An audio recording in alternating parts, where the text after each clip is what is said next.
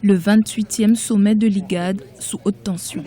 C'est un jour historique pour la Somalie qui a réuni pour la première fois les leaders des pays d'Afrique de l'Est ce mardi 13 septembre 2016 à l'occasion du 28e sommet de l'autorité intergouvernementale pour le développement. La réunion de 24 heures s'est tenue dans la capitale somalienne, Mogadiscio, sous la très haute surveillance des forces somaliennes et de l'Union africaine.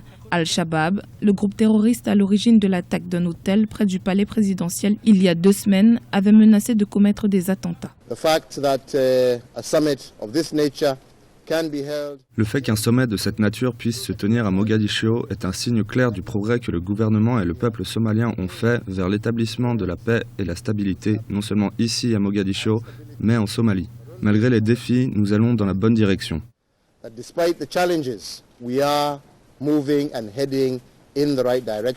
À l'approche des élections présidentielles somaliennes prévues pour le 30 octobre 2016, la stabilisation de la situation du pays était l'un des principaux sujets au programme des discussions. À cet effet, les dirigeants de l'IGAD ont pu se rendre compte des progrès réalisés. La situation politique au Soudan du Sud était également au centre des préoccupations. Sur la symbolique même de cette réunion à Mogadiscio, je pense qu'elle est importante, mais en même temps, de certaine manière, il ne faut pas non plus surinterpréter le fait que ce sommet de 24 heures se soit passé normalement.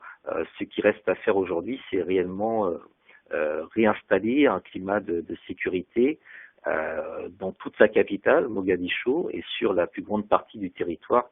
Au niveau du Soudan du Sud, on voit bien aujourd'hui qu'il y a, je crois, une sorte d'impasse dans la situation du Soudan du Sud. Donc, est-ce que l'IGAD, qui est une organisation plutôt dynamique, plutôt volontariste, sera en mesure d'apporter une solution?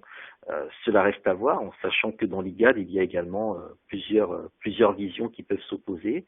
Donc les négociations, en tout cas, sont tout à fait importantes et intéressantes.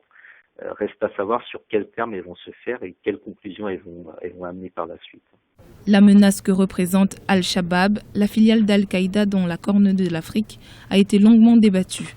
Un récent rapport de l'IGAD indique en effet que ce groupe n'est plus un problème exclusivement somalien, comme l'a témoigné l'attaque de Garissa au Kenya en avril 2015. Il est présent au Kenya, en Éthiopie, à Djibouti, en Tanzanie, mais aussi en Ouganda.